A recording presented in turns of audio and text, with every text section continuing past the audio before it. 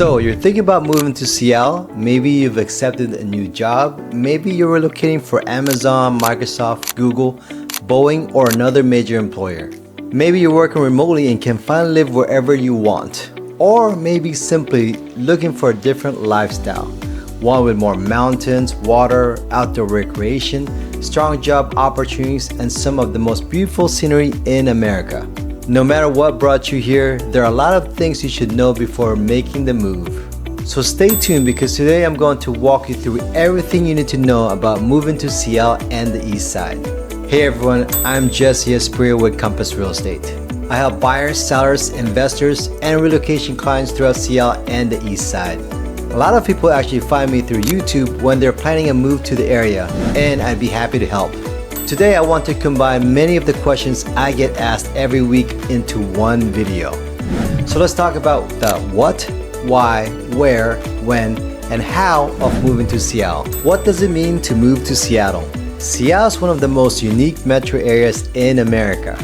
You have the Puget Sound, Lake Washington, the Cascade Mountains, the Olympic Mountains, major technology companies, world-class healthcare systems, a thriving economy, and some of the highest household incomes anywhere in the country. The median household income in Seattle is over $123,000 a year.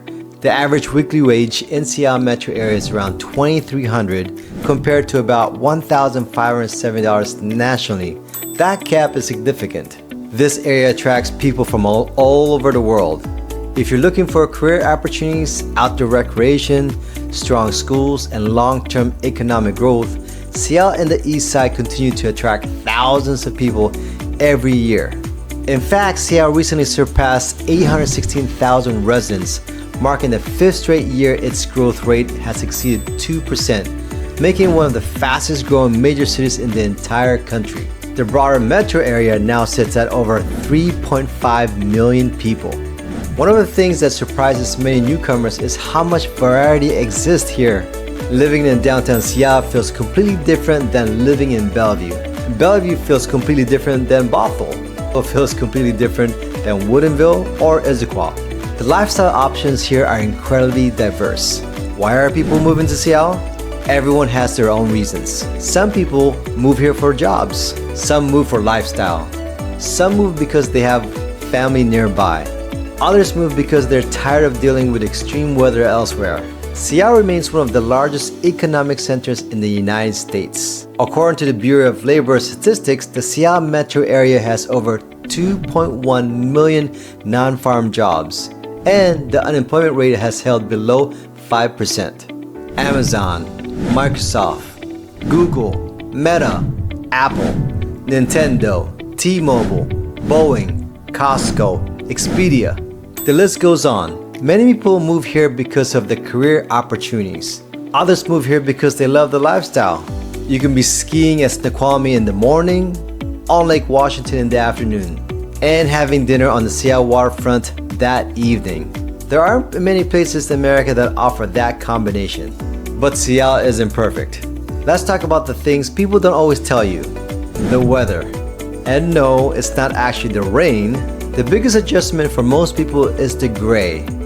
From roughly November through March, you can go long stretches without seeing much sunshine.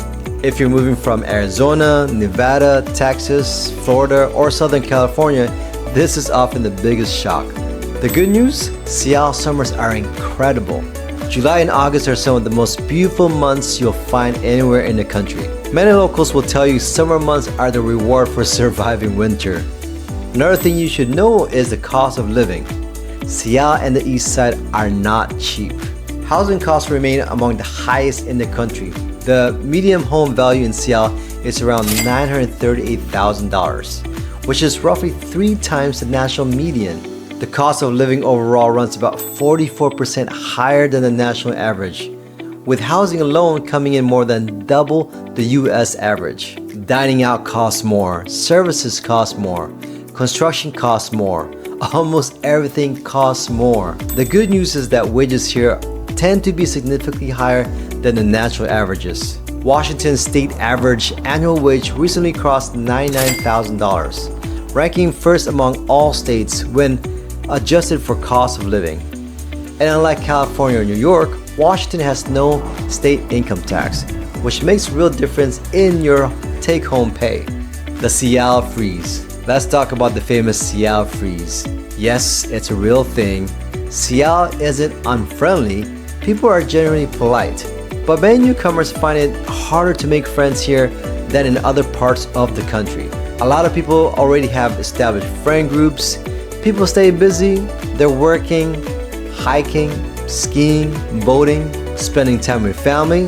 The good news is most people eventually find community. It just takes a little bit more effort. You got sports leagues, kids activities, churches, volunteer organizations, outdoor groups. Those are often where people build lasting friendships. Politics. Another thing worth understanding before you move here, Seattle is one of the most politically progressive major cities in America. The Eastside tends to be somewhat more moderate, although it varies city by city. Politics can be a very visible part of daily life here. Whether that's something you love or dislike depends entirely on your personal perspective. But it's important to know before you move. Sports culture. Seattle is a huge sports town. The Seahawks, the Mariners, the Kraken, the Sounders, the Storm, the Huskies, the Cougs, and now Seattle is hosting matches for the FIFA World Cup. Lumen Field, which seats 69,000 people, will be one of the host venues. Sports are deeply woven into the culture here. Unlike some cities, Seattle fans are incredibly loyal, even when their teams break their hearts, which, depending on the year, definitely happens. Coffee culture. Let's get the obvious one out of the way. Yes, people drink a lot of coffee. Starbucks started here, but many locals are actually more passionate about the independent coffee shops. Coffee culture is a real thing in Seattle. You'll find amazing coffee shops in nearly every neighborhood. Where should you live? And the answer depends entirely on your priorities. If you want urban living, restaurants, nightlife, and walkability, Seattle may be the best fit. If you want strong schools, newer homes, luxury housing, and proximity to tech employers, many buyers choose Bellevue. If you want waterfront living and a vibrant downtown, Kirkland is extremely popular. If you work for Microsoft, Redmond often makes a lot of sense. Redmond has been one of the fastest growing cities in the region, adding nearly 2,300 residents in a single year recently, partly driven by the expansion of the light rail service directly into downtown Redmond. If you want one of the fastest growing cities on the east side, many buyers are choosing Bothell. If you want wine country, larger lots, and a more relaxed lifestyle, Woodinville is worth considering. If schools are your top priority, many families focus on Sammamish and Issaquah. The reality is there is no perfect city. The right city depends on your goals, budget, commute, and lifestyle. When should you move? Honestly, whenever it works best for your family. Spring and early summer generally bring the most inventory. That means more choices, but it also means more competition. Winter often brings fewer listings, but it also brings fewer buyers. I've helped clients buy homes successfully during every month of the year. There are opportunities in every season. The key is in understanding your strategy. How do you move to Seattle? Let's talk about the most common situations. Scenario number 1. You're selling a home somewhere else and buying here. The biggest mistake I see people make is falling in love with Seattle homes online before they're actually ready to buy. Don't do that. Focus first on preparing your current home, because by the time you're ready, many of those homes will already be gone. Use online searches to learn neighborhoods, not to fall in love with specific homes. Scenario number 2. You're relocating and want to rent first. This is actually a very common strategy. Many relocation clients rent for 6 to 12 months before buying. It gives them time to learn the area, understand traffic patterns, explore different neighborhoods, and decide where they really want to live. Scenario number 3. You're considering new construction. There are opportunities throughout the region. Bothell, Woodinville, Snohomish, Lake Stevens, North Bend, Black Diamond, parts of Redmond and Bellevue. The advantage is getting a newer home with modern layouts and fewer maintenance concerns. The downside is timing, planning, and offer higher cost. Here are my final thoughts. Moving across the country can feel overwhelming, and there are a lot of moving parts.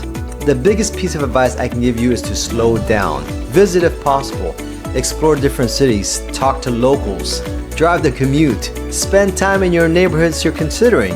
Because a vacation experience and a living experience are two different things. The right city for someone else might be completely wrong for you. And the best decision is usually the one that aligns with your lifestyle, not someone else's. If you're thinking about moving to Seattle or anywhere on the east side, feel free to reach out. A lot of people contact me directly through YouTube when they're planning a relocation, and I'd be happy to help. Thanks for watching, and I'll see you in the next video.